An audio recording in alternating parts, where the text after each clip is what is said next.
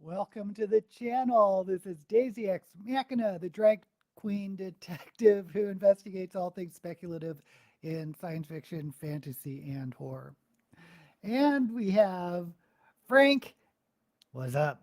And Lynette, yay! Thank you both for joining us. And as usual, how is everyone's reading going this week? I finished Where Sleeping Girls Lie. Um, it is not speculative. As much as I was trying to think of it as speculative, there is no supernatural element. The main character is haunted by her memory and past, which I guess she was having a psychotic break because, she saw things. But anyway, um, it was an okay story. It really, God, like you guys are going to read it. I'm like worried about giving spoilers. But there is a certain point, 60%, where I was like, oh, this is going to be great. Is it going to go there? Is it going to get this dark? But it didn't. So, but it's a YA, so maybe, maybe I was expecting too much. But I do like the writing. I do like sort of the twisty nature of the plot twists that kept you guessing. It's, I would say, more of a mystery than a thriller. Um, One thing I found frustrating is the prologue was a flash forward. So it opens with the main character finding a body, and then it jumps back 5 weeks. Not my greatest way to hook me as a reader.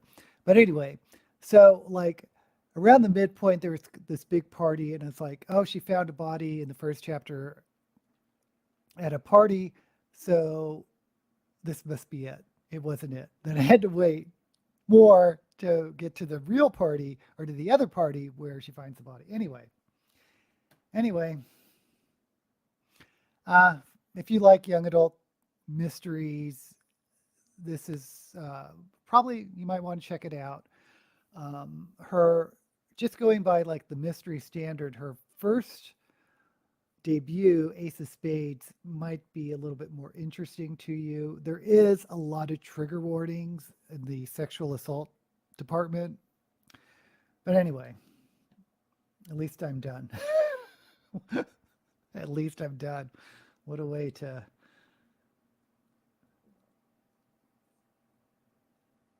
recommend a book. Lilith by Eric Rickstad, Dynamite. That's a lot of words there. Lilith by Eric Rickstad, Dynamite anti-gun thriller. Interesting. I wonder what makes it anti-gun.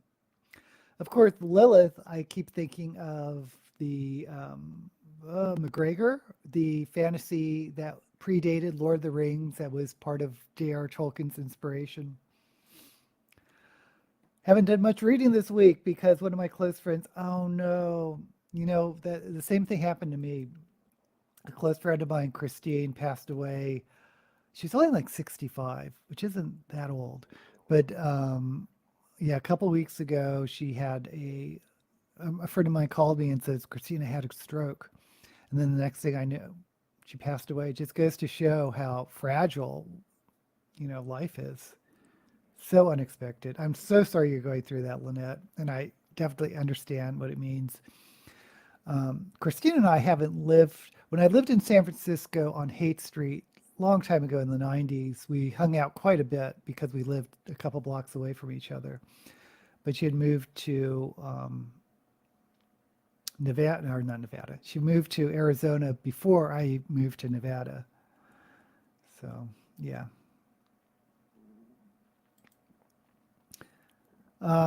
Lori doing a Spanish immersion day. You're the only people I can use English with. Well, thank you, Lori. Wow. In high school, yes, so sorry. My friend was only 59, brain bleed. Mm, mm, mm, mm. Your mom's teacher, whose son is seriously injured in shooting, and a bunch of kids. Yipes. Oh, that's really horrible. Yeah. Yeah, you never know. Another friend of mine, Raymond, passed away a few years ago from a type of cancer. Anyway, let's move on because I'm going to get sad thinking about all this. Okay, so what I was going to film today was a cyberpunk video because I did a video on solar punk and diesel punk, but the punk that started it all was of course cyberpunk. So I thought I'd do a video, but I don't really have any cyberpunk outfits.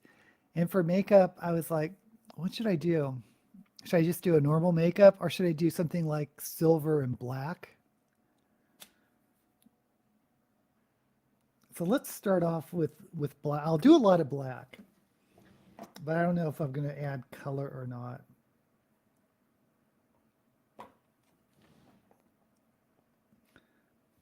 I don't know. No one really cares about what color makeup I wear.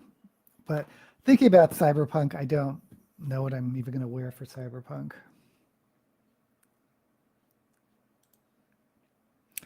Okay, Lynette likes silver and black. Maybe that's what we are going to go with.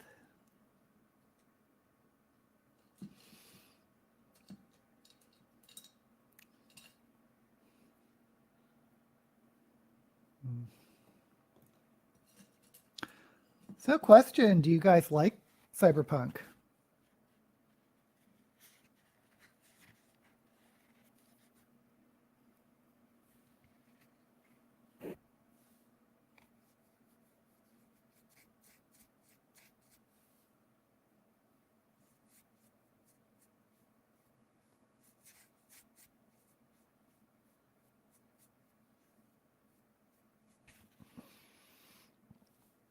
And of course, by cyberpunk, I mean William Gibson, Bruce Sterling, Neil Stephenson.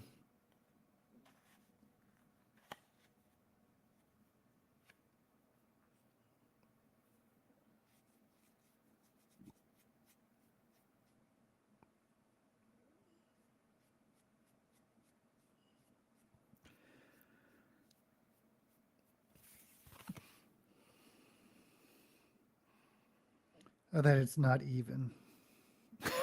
It's way not even.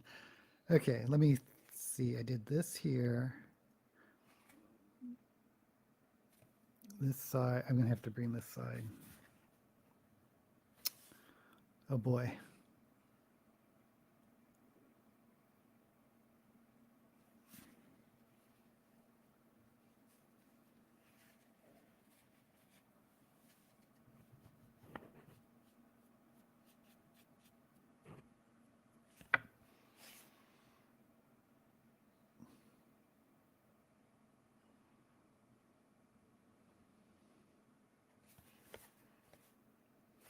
Okay, we're just gonna wing it.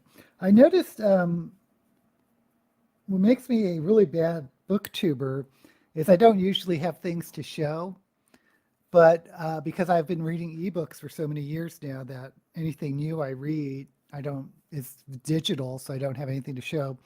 But for cyberpunk, I was like looking around and I have Tad Williams, Otherland, and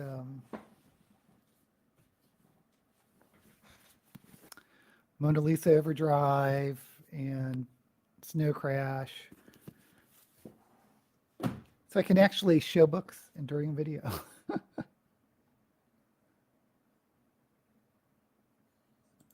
I sort of like cyberpunk sometimes. Frank loves cyberpunk is okay. I don't read much of it. Bruce Sterling, love him. Need some micellar water to erase mistakes. Yeah, but if I use micellar, I'll take off the foundation. Bioderma is best. I love Gibson. I have most of his stuff. You know, I had to DNF. I mean, I like Gibson.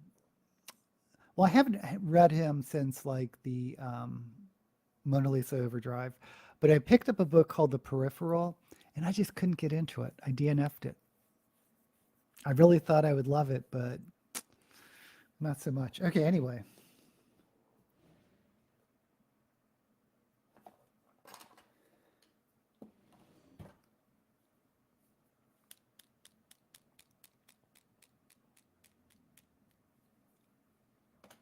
Yeah, cyberpunk isn't a genre like I look for.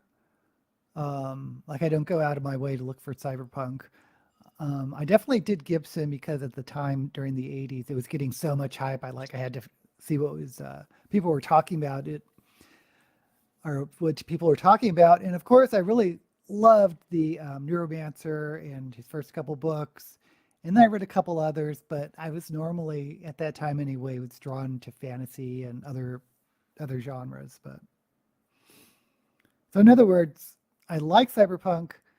I like some cyberpunk, but I don't go out of my way to get it.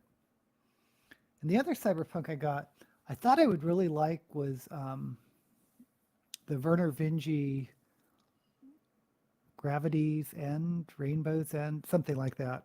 And I just thought it was okay. It wasn't bad. Just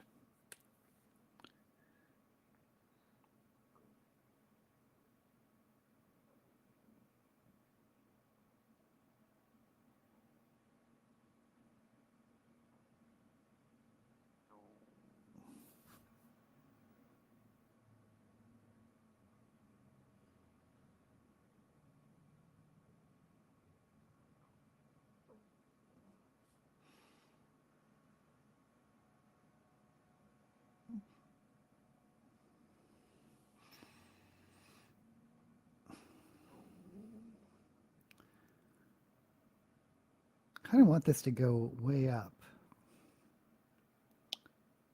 Let's bring it down.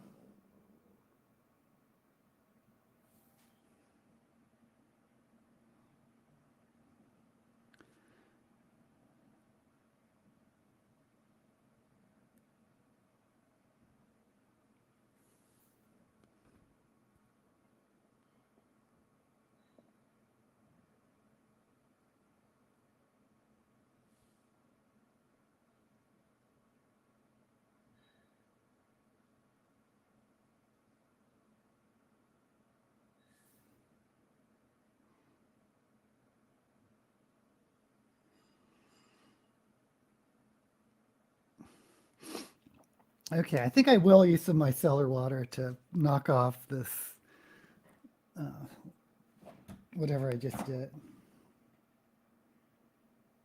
I wonder if I could just cover it up with foundation.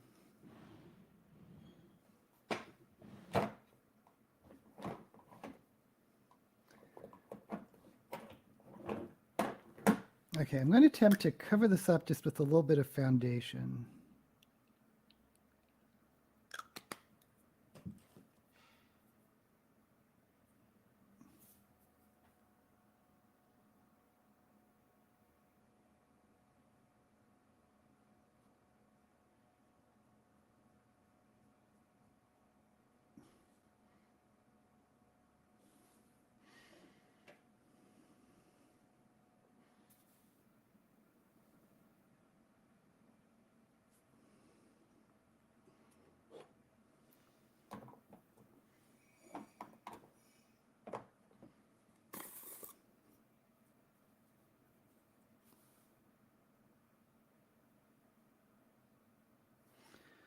Okay, fixed.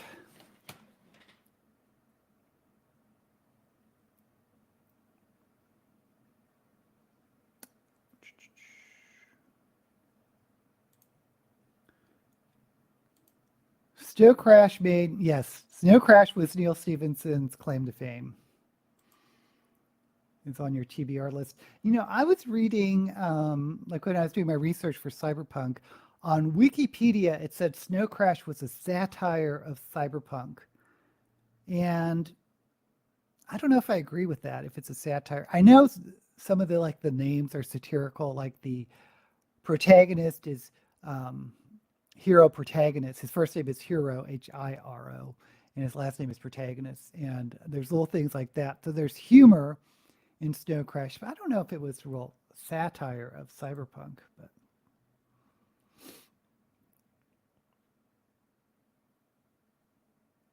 Northern Witch, thank you for joining us. I just passed you by and I was like, who's he calling a witch? Peripheral was terrible. Oh, thank you, Frank. I thought it was just me. Because they even made it an Amazon series. And I was like, why can't I get into Peripheral? Really enjoyed Snow Crash 2. It was so much fun. Didn't like Rainbow Ends either. Frank and I have the similar taste, I think. Your favorite Stevenson was Diamond Age. Reading La Sombra del Viento. You and your Spanish immersion. I've got a Jodie Foster type heroine who beheads bad guys for Diamond Age. Haven't read that one. Speaking of Foundation, I think I should read it, Daisy. Oh, Foundation. That's, well, if you like Ayn Rand. I'm not. Some of Snow Crash was over the top. Yeah, I can see why they said it was a satire, but I don't know if I'd call it a satire. I need to trim my wish list TBR. There are books I will never read. I think Snow Crash will stay. It is a seminal one for cyberpunk because I think it revived the genre in the early 90s. Okay. Its Foundation is the one with Rourke with, look up. I mean, I am not a libertarian, but I have always appreciated their the leave me the F alone. That really sums up libertarianism. Just leave me alone, and I can appreciate that sentiment. And I was working with a guy who was really into libertarianism and Ayn Rand. And so I read, I believe it was The Foundation.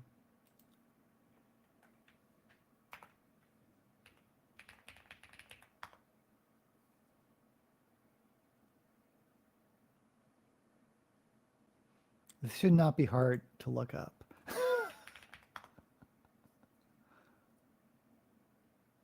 Oh, it's a Fountainhead. Yeah, I'm sorry. It was The Fountainhead. So I've never read The Foundation. The only Ayn Rand I've read is The Fountainhead.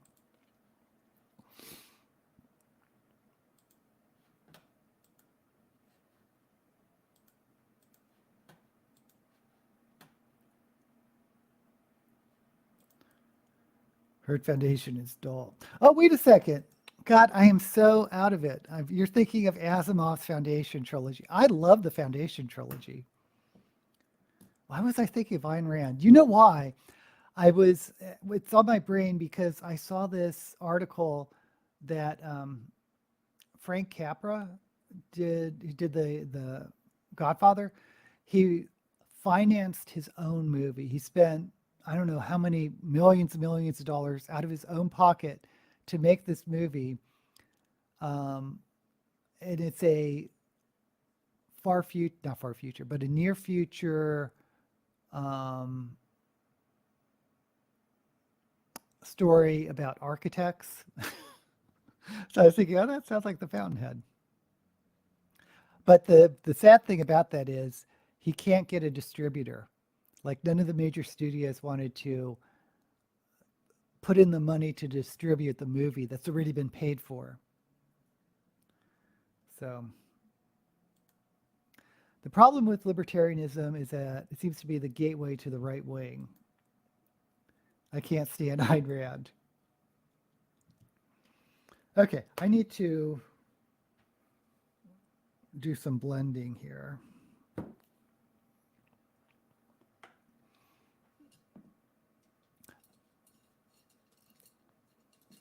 I thought The Fountainhead was really interesting because the male-female relationships were, I thought, problematic, but it was written from a woman's point of view, but you have to wonder what her...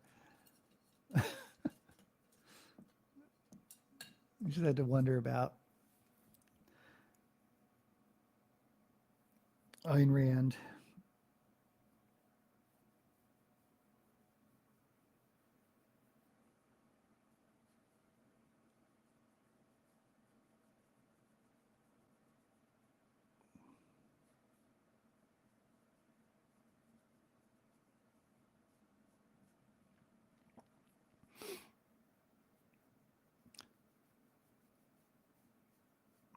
But you're right. A lot of libertarianism is a type of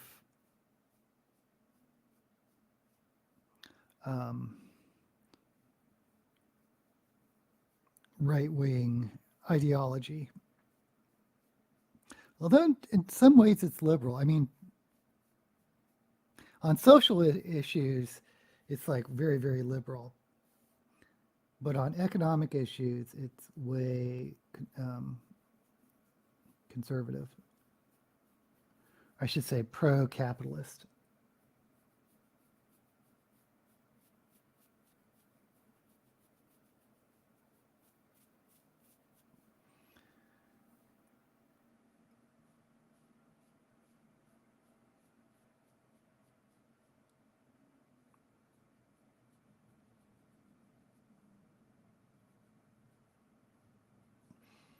Okay, now I'm going to see if I can find.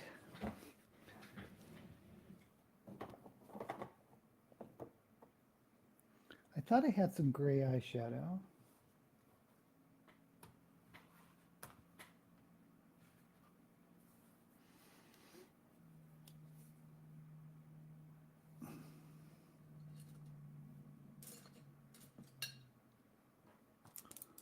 That's what I want. They have a whole age of consent debate happening that doesn't really sit right with me. The libertarians? I haven't heard that.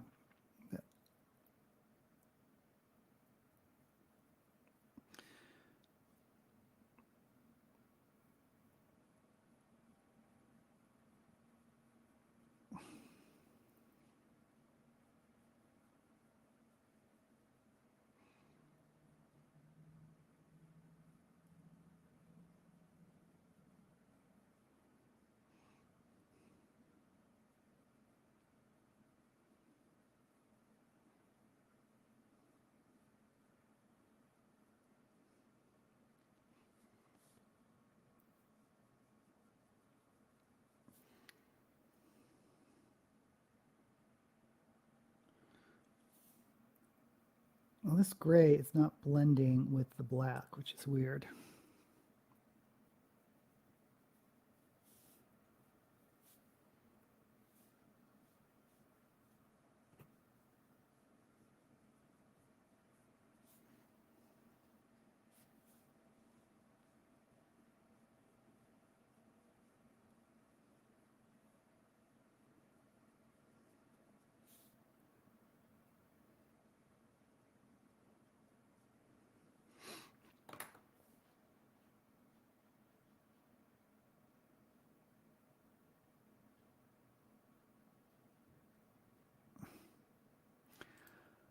I'm going to have to start a feel-good book. Any recommendations? Politics says, oh, I'm sorry, Lori. Yeah, I know you hate talking about politics.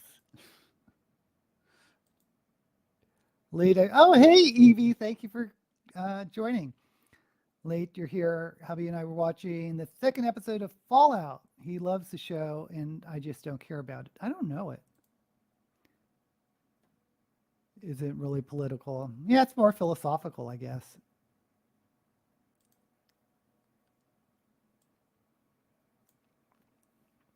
Okay, anyway.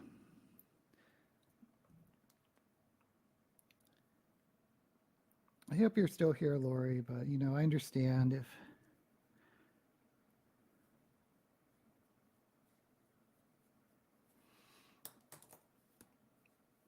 there's topics you're not fond of, which is fine. But it is an election year, so I know you can get burnt out over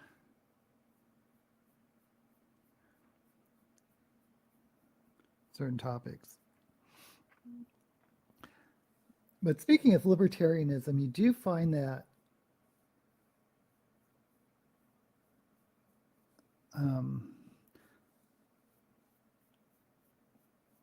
not just Ayn Rand, but other authors are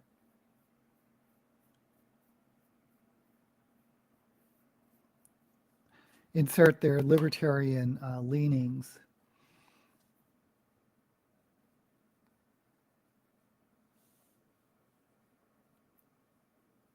like a fantasy author. Why am I thinking of Terry Brooks? Not Terry Brooks. Wizard's One Law. Is that Terry Brooks? Wizard's First Law.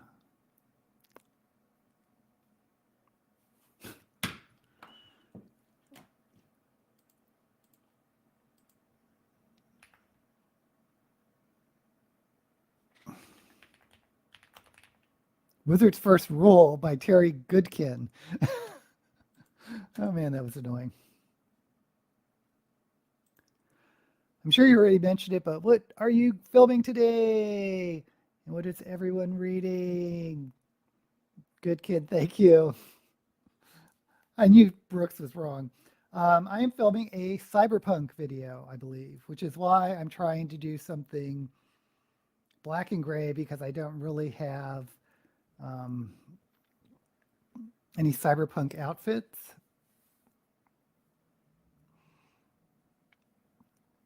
So for makeup, I was thinking of silver and gray may, I don't know, give me a gunmetal.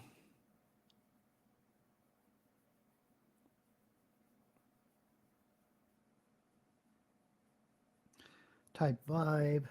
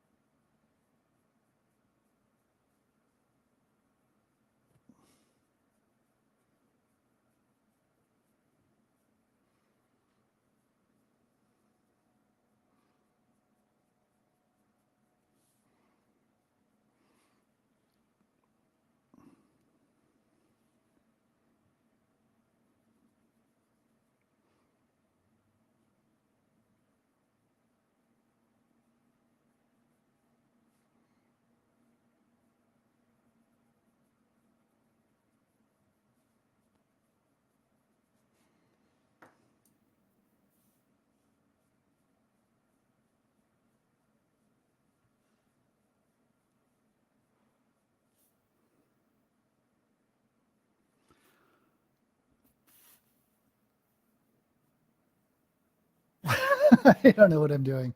Okay. Finished a trilogy that had a great take on Baba Yaga. The Winter Night trilogy by Catherine Arden. I think it's pretty new. I love something from Russian mythology. Oh, I have a recommendation. Winter Night trilogy, so much. I have to check that out. I haven't heard of it. Trying for the futuristic hard. Yeah, trying. It's a word. Word of the day. The end of Baron Nightingale. Okay, I have heard of Baron Nightingale. I need some solar punk to cheer me up. I've already read the Monk and Robot books. Yeah, I don't know. I haven't read that much solar punk because the last one I read, the trans, oh, what's it called? Wasn't a huge fan of it. Oh, but going back to Russian mythology, C.J. Cherry, who I love as a science fiction author, wrote a really interesting fantasy exploring Russia folklore called Rusalka. Rusalka. Let me look it up.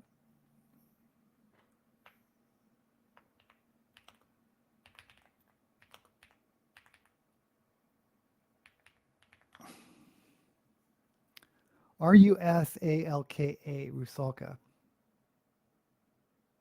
Doesn't have Baba Yaga in it, but oh, it was nominated for the Locust for Best Fantasy.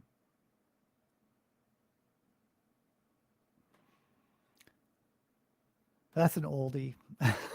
All my recommendations are old books. Okay. Let me try to find a list of solar punk. See if anything I've read. Because, yeah, my favorite, of course, is the Monk and Robot books. They were so good. I guess they're almost like cozy books.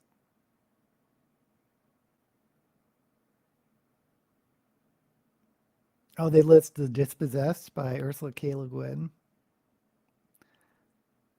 Parable of the Sower. Those are not happy books, though.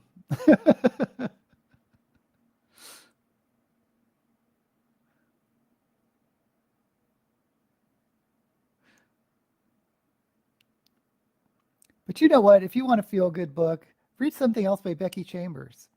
It might not be solar punk, but I want to check out more of Becky Chambers' novels.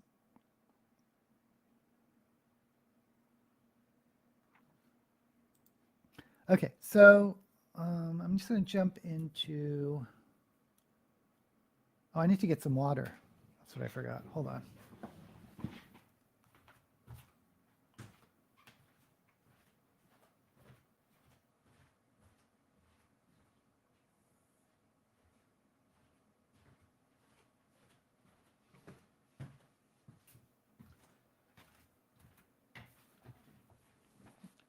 I knew there was something I was forgetting because I use a water activated black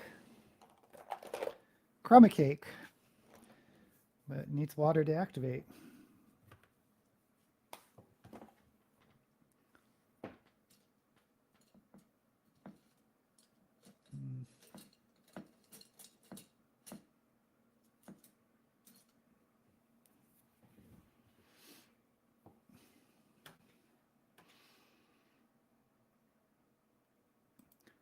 Okay, help an old woman out. What's the difference between solar punk and cyberpunk? Ah, glad you asked because I did a whole video on solar punk. Solar punk um, is a future that envisions a positive future. Like cyberpunk is kind of dystopian usually, or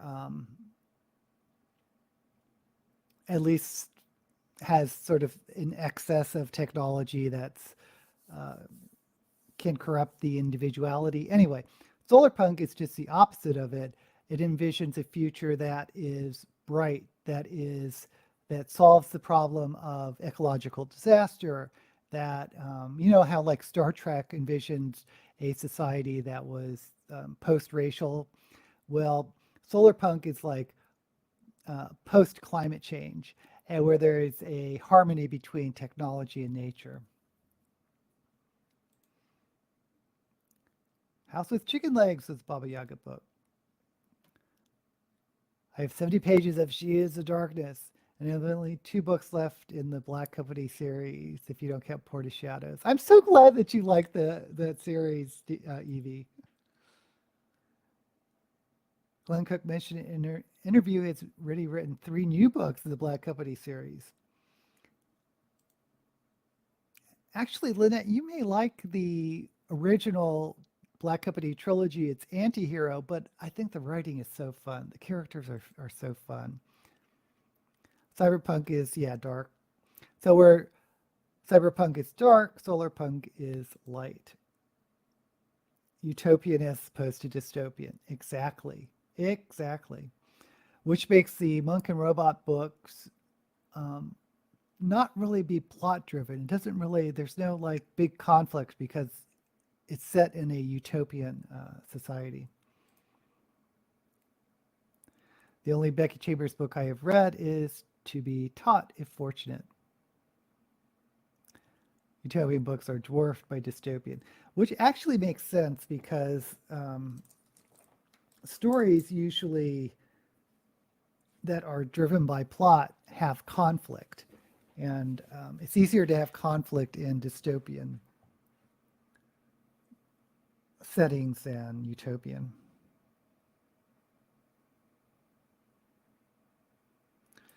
Okay.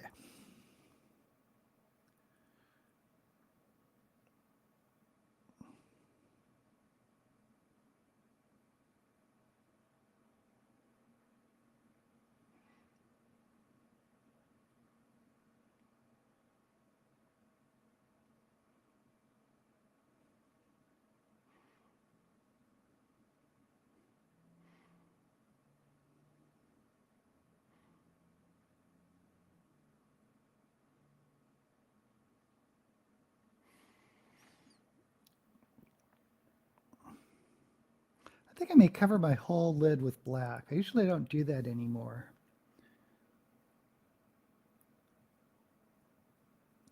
But this look may call for it.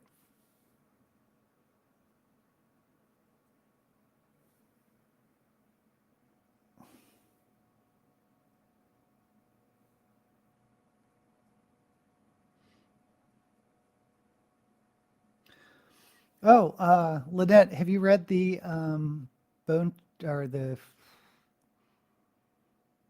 coffee book by Travis? What's his name?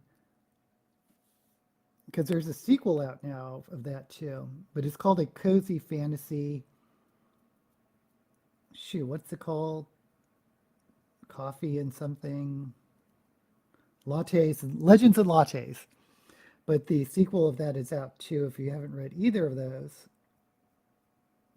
they're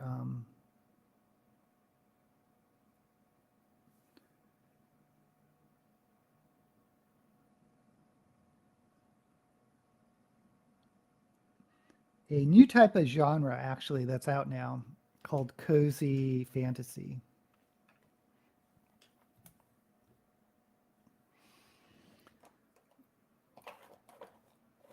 Okay, I don't know if I want to do the whole lid. Let me see.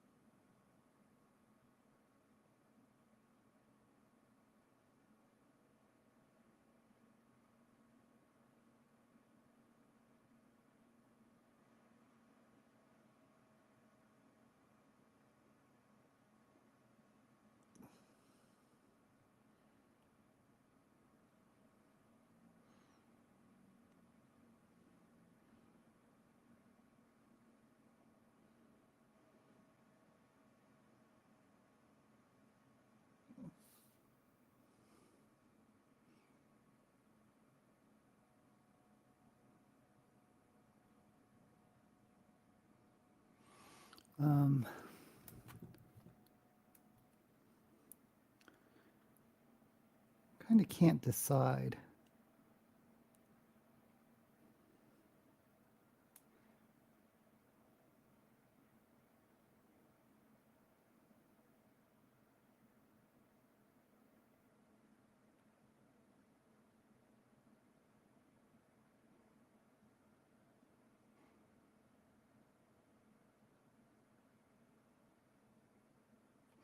I guess I will.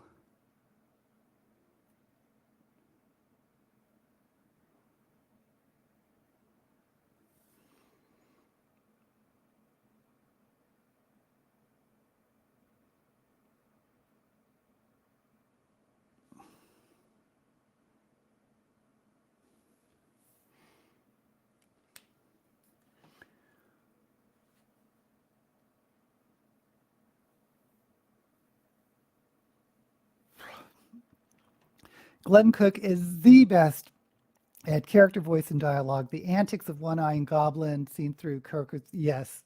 Yes, yes, yes. Agree, agree, agree. I mean, the stories are dark, but they're fun. They are fun. I think the most depressing dystopian book I've read is The Road. I don't know if I've read that. More than 1984. Legends and Lattes. Yes, yes, yes. Doesn't want me to spell his name. Ball dress. Okay, Lynette, if Legends and Latte is on your wish list and you want just sort of a fun, silly book, although there is a romance in it, it's a good one. Couldn't name one utopian right now. Cozy fantasy certainly makes sense. Herland is a utopian book.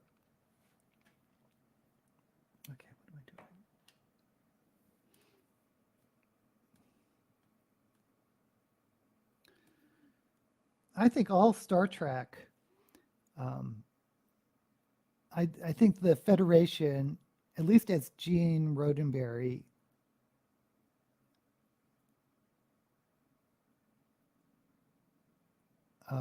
envisioned it, was utopian. Oh, there's a new series with Star Trek Discovery. I mean, I will eventually see it. It's just, it wasn't crazy where they took that series.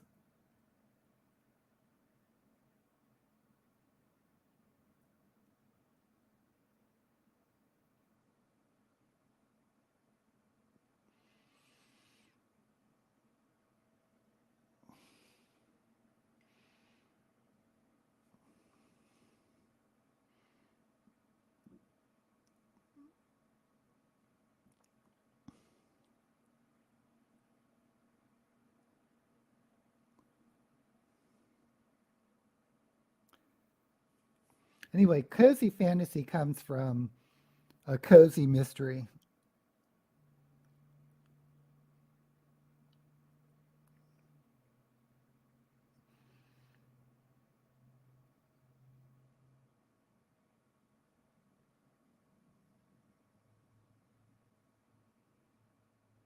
which are mysteries that aren't really super violent and usually have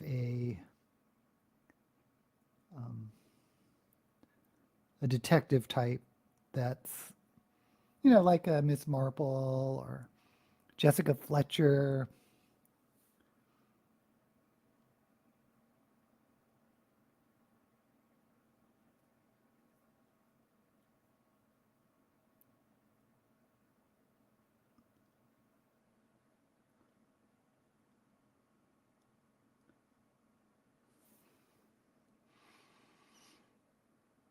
I wonder if Flavia de Luce is considered a cozy mystery. I would say no, but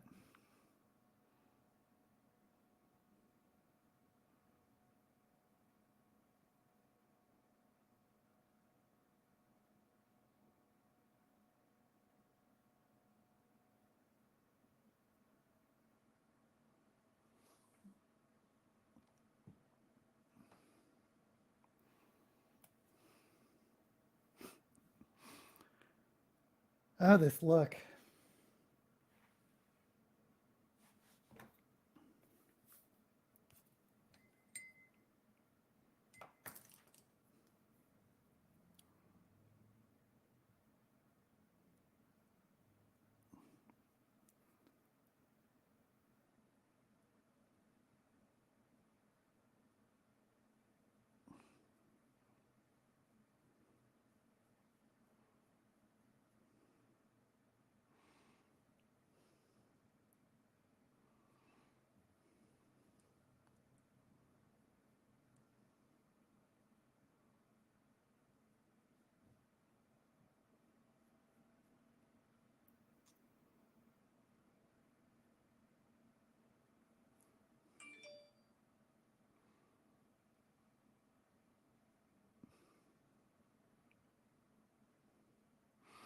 Mm, okay, I'm just going to add the silver. I really could hope I can blend like through here.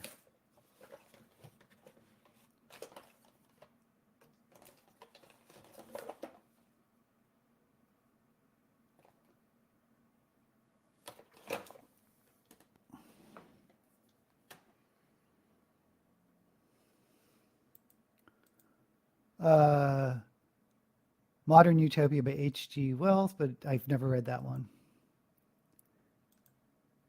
Herland was written by Charlotte Perkins Gilman. It's about a small group of men who stumble onto female only land that is a utopia. And Star Trek will survive the great filter. Yes, they can reproduce without men. That would be better than a male only one. There's I've talked about this book before many times, but The Female Man by Joanna Russ has a convergence of different versions of Joanna. But one of them is from a utopia society that is all women that reproduce um, without men.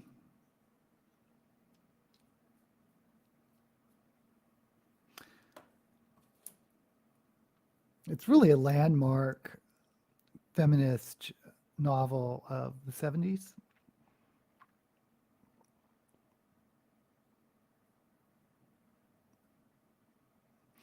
Because one Joanna is from like our our modern times of the 70s, and one of the Joannas is from a really repressed time that where women never worked. Uh, or World War II didn't happen, so women never entered the workforce. So it's like stuck in sort of this really retro um, culture. And then one of them is women and men are literally at war with each other. Very dystopian. And then, of course, one of them is from the utopia.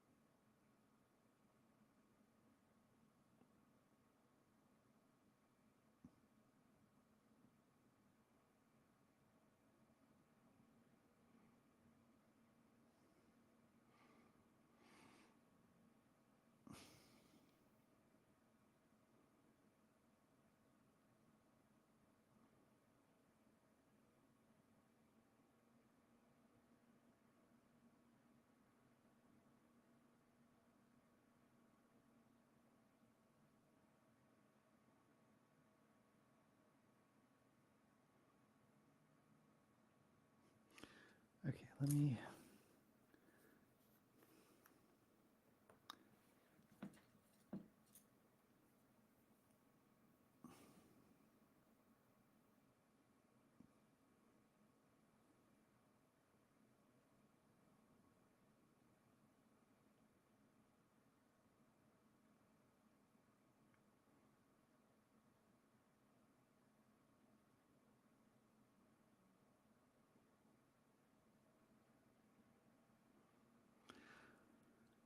Oh man, I did this out of order.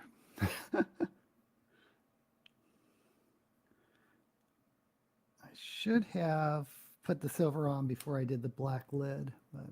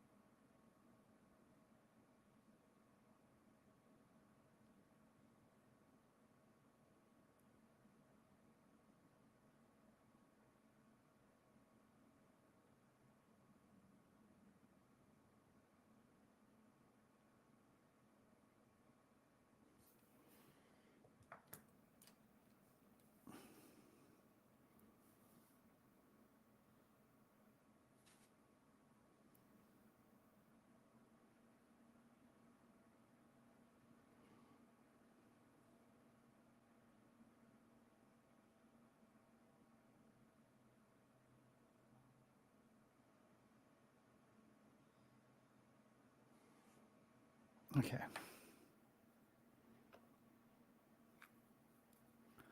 Oh wow. Herland was written in 1915. Yeah, that is a very early feminist book. Do they clone themselves to reproduce? What's that word where um, you spontaneously generate an egg? There's some word for that.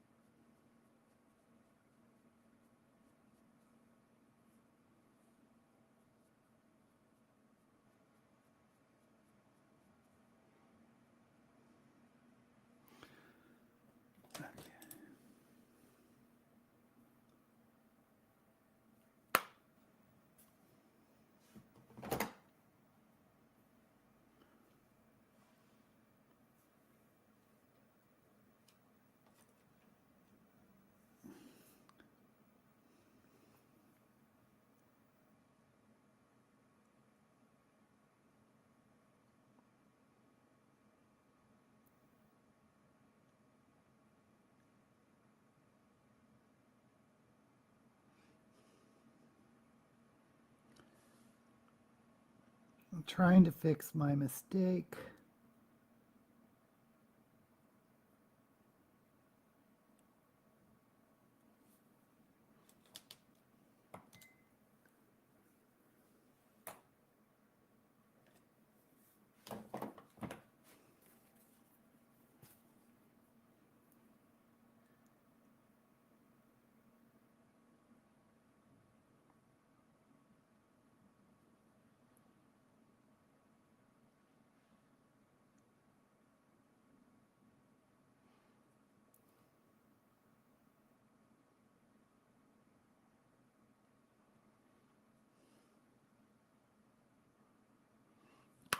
Okay.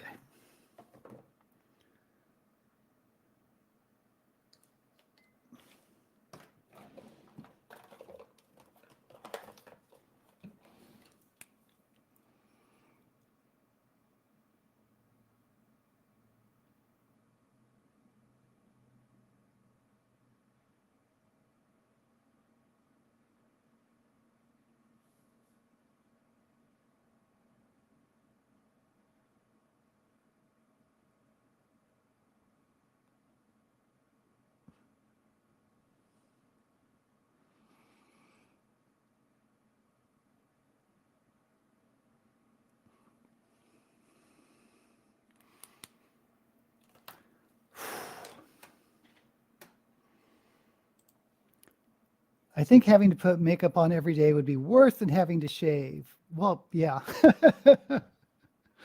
Fortunately, I don't put makeup on every day, but those who do put makeup on every day don't do this. At least I hope not. Just said a daisy. Parthenogenesis. Thank you. Thank you. That is the word I want. And I think for female man, that's also how the utopian society of women reproduce. I wonder if Joanna Russ was based any of the female man on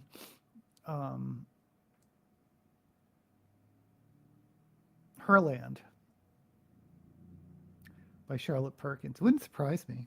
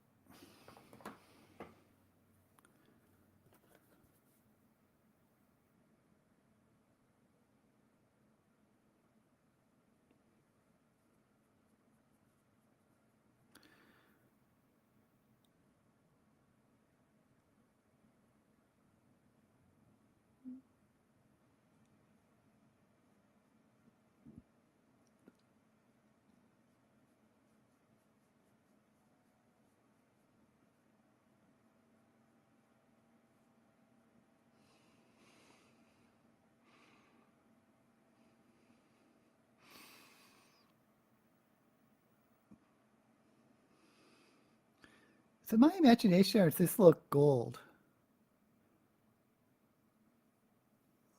Well,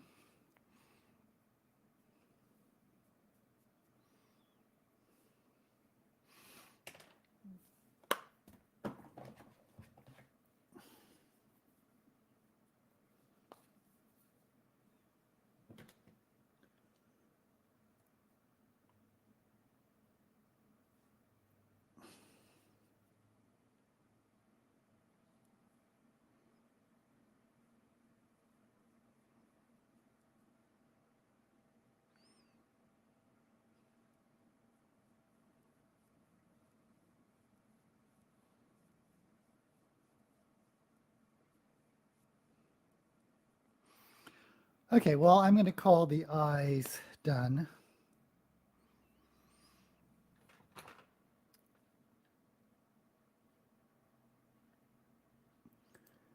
Good grief. It's all I can do to make sure my hair doesn't make me look like a sea witch. What's wrong with looking like a sea witch? Anything more in the world would be out of luck.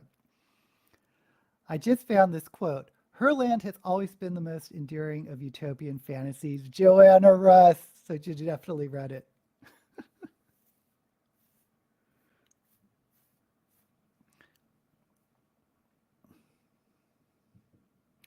Okay, so I think I'm going to just move on to lips. I think this is...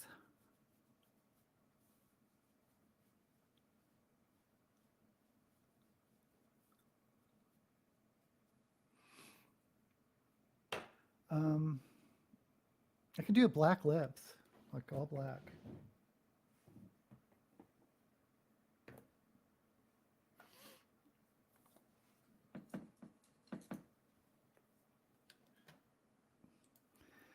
Guess when Joanna wrote that, they didn't have the concept of shemale. Well, let's not get into that word.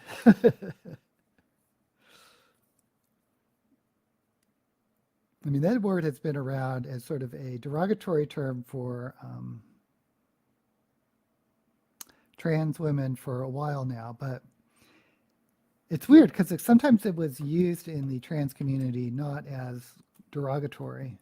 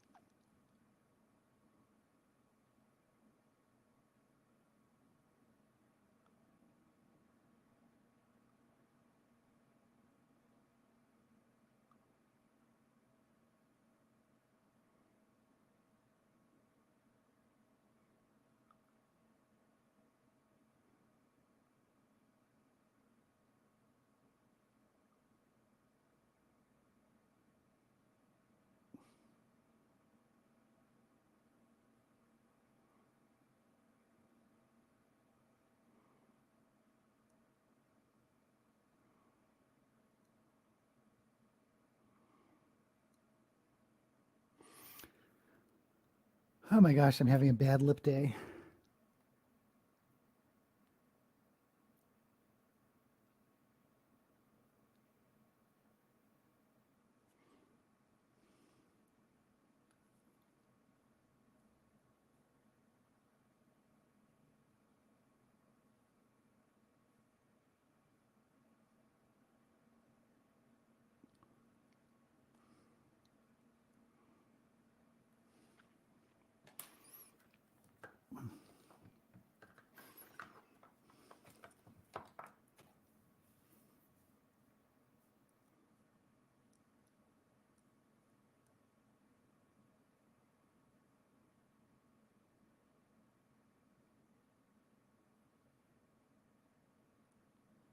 Okay.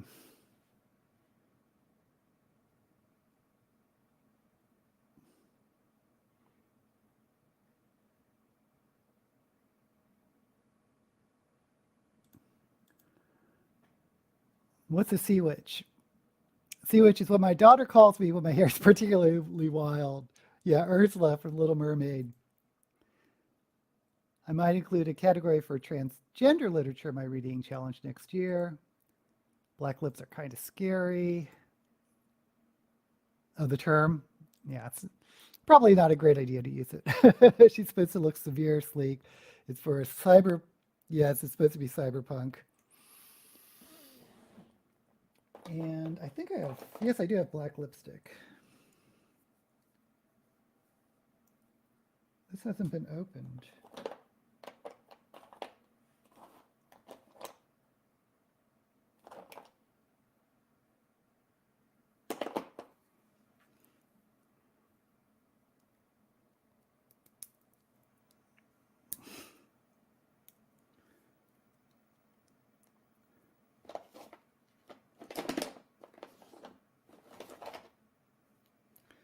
Oh well.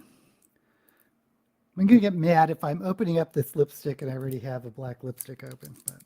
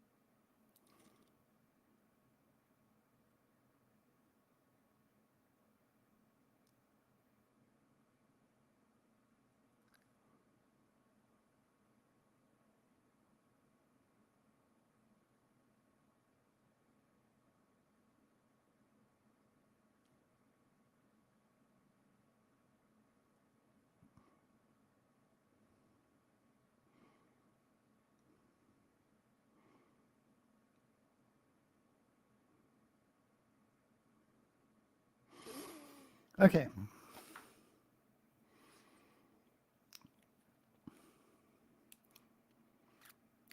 I just hate having no color at all.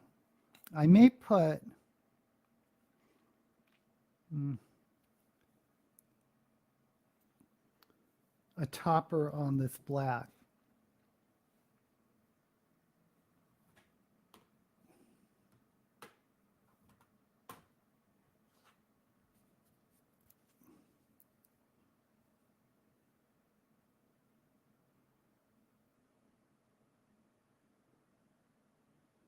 Mm.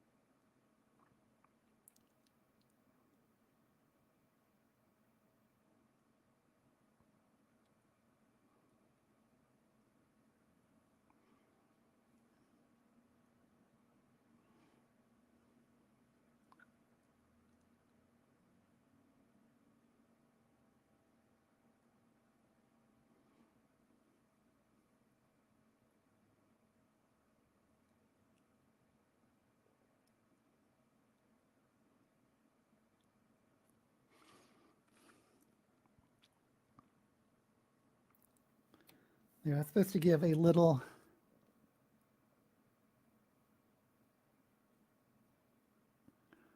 purple sheen.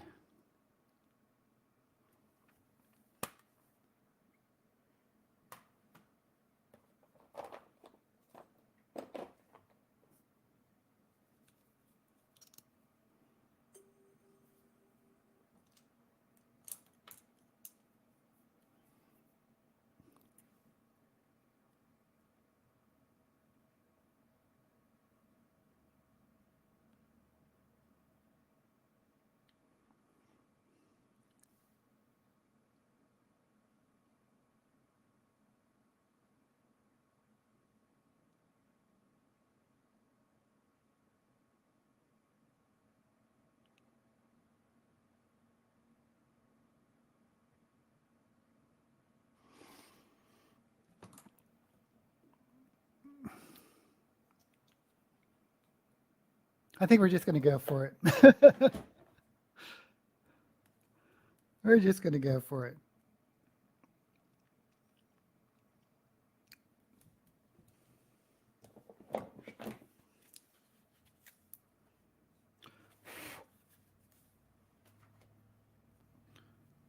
Put on the highlight that no one can ever see.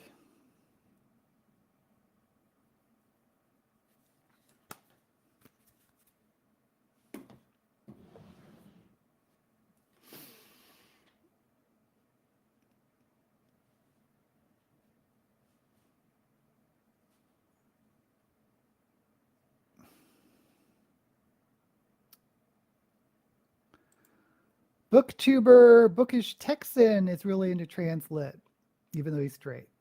Oh, I don't know that booktuber. Never looked at Bookish Texan. Never heard of Bookish Texan. Booktubers come and go, yeah. Daisy is the only constant. That's not quite true, but thank you, Lynette. He's more into mainstream lit than fantasy and sci-fi.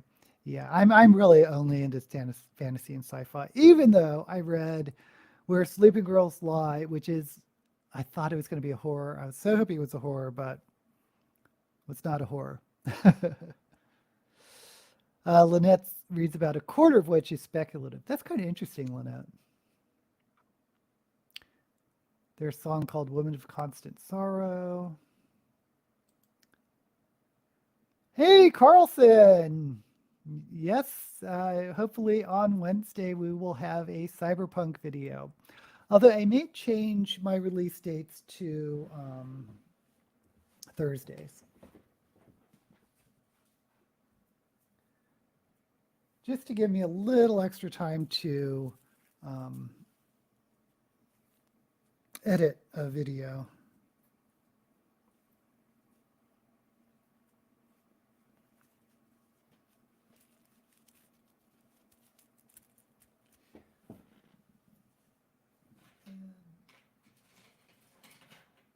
Video.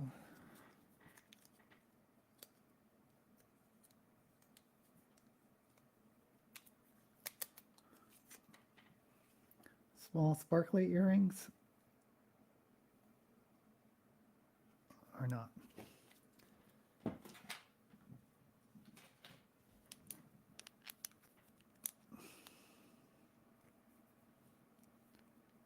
Oh, you know what? You know what I just forgot? Eyelashes.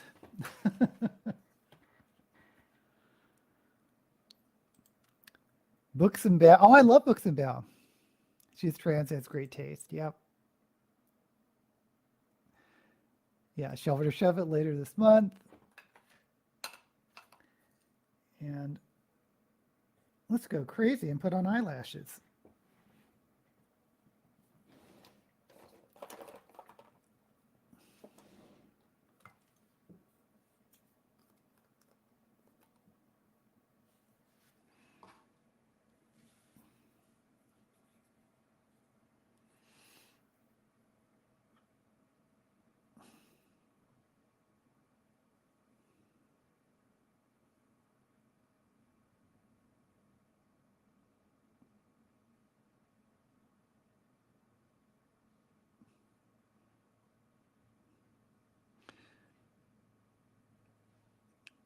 Yeah, booktube or YouTube, it's so interesting on how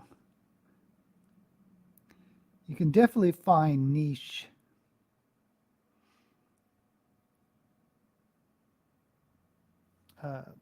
categories.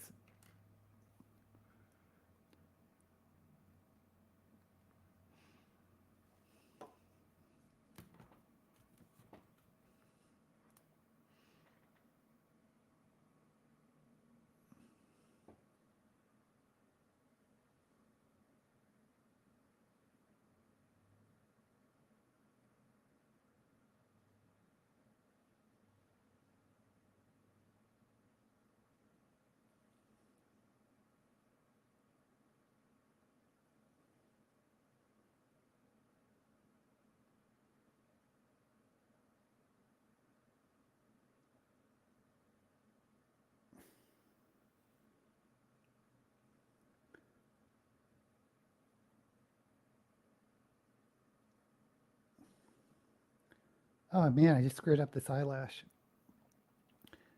I mean, I'm so not used to having a full lid.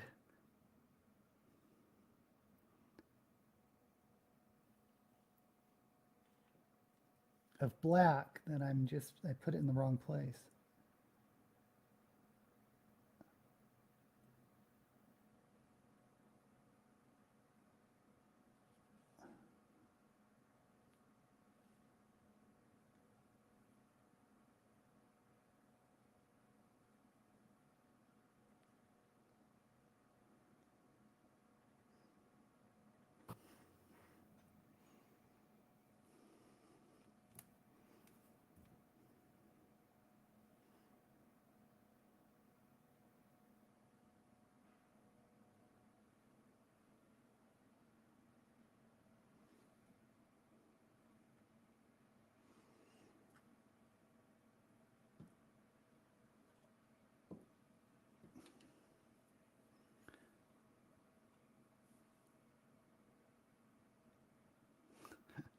This is just going to be one of those looks I'm going to look back on and go, what was I thinking?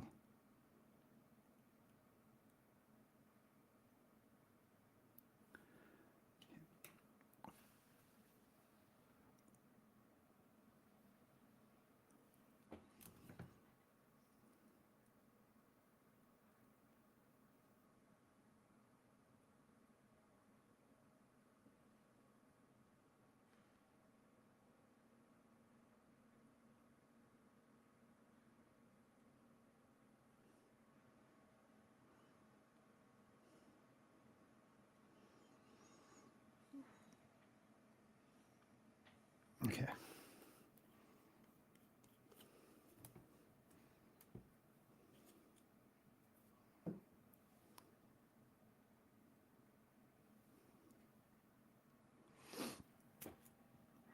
Okay, moving on.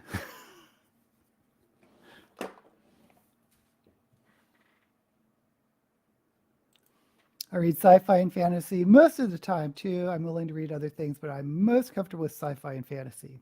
Same. Makes you look very grand damish. Well, okay, I'll take it. Especially since I grabbed my double stack gray.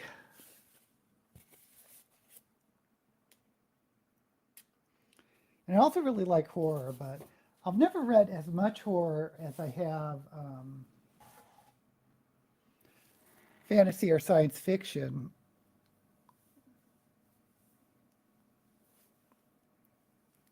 But also, I'm finding it hard to find new horror writers. I mean, I was a huge fan of Anne Rice, huge fan of Clive Barker, and I enjoy a lot of Stephen King.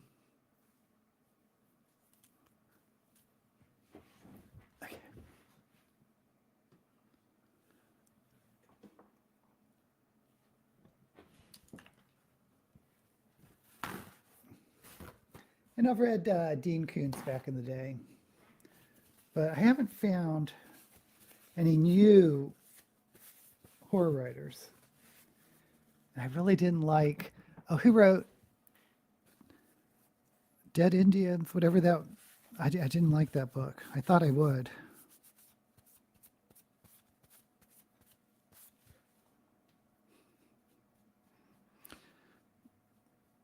That's not true. I've read a couple of, strangely enough, young adult horror that has been okay. Let me zoom out a little.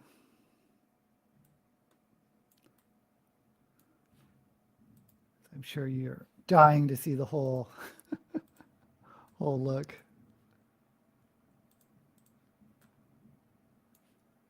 Okay. Oh, let me put on some gloves.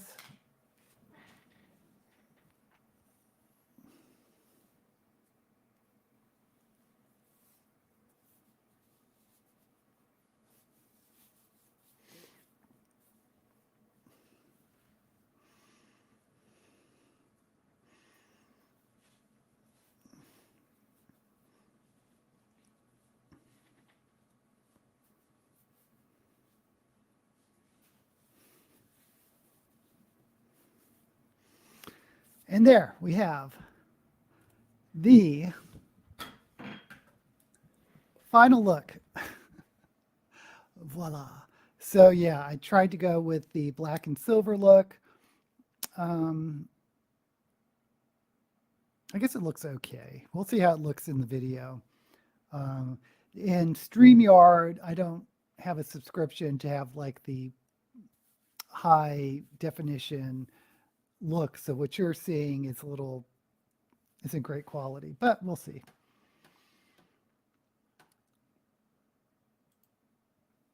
Thank you, Carlson. I have to look at Bookish Texan. I heard that Shirley Jackson's We Have Always Lived in the Castle was made into a movie. I'm scared to go see, but not for good reasons. I haven't even heard of that. But we love Shirley Jackson. Thank you, Northern. Favorite horror writer was James Herbert, but I'm struggling to find new horror writer. Though there is a sci-fi horror writer I'm giving a go. I read her first book and her second is out soon. Okay, good. Oh, there was a fantasy horror book called The Monster of Elderhaven that was sort of anti-hero, very dark. I like that one a lot too. But I haven't followed up on that author. I don't know what else she's written.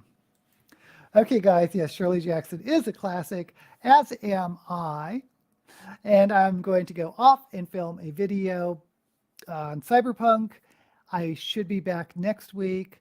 The week after that, in 2 weeks from now, I probably am going to skip because some friends who came and saw the Madonna concert with me is coming to see the Mariah Carey concert with me. So I don't know if I'll have time to film a video on the 2 weeks from now. But anyway, I hope to see you again next week. And as usual, may all the books you read be blessed.